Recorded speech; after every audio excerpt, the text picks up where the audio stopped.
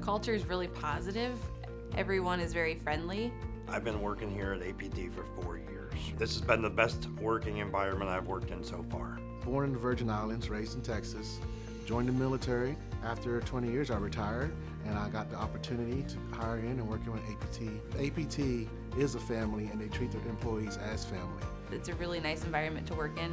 We like to develop things from ideas and turn them into reality. We like to improve our customers' manufacturing environments by providing solutions to them through automation, hard tooling, fixturing, robotics, all of the above.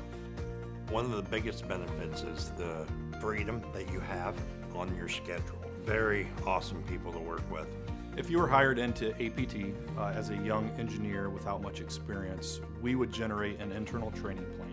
APT has allowed me to learn more with programming through the help of others who have worked here quite a bit longer. That training plan might range from performing duties on the assembly floor to know how machines go together and operate, to running basic operations in the machining department so that the individual will know how blocks get machined, and they will also experience some time in quality. Here at APT, I've grown professionally as far as the CNC side, programming, machinery. The environment at APT is very clean.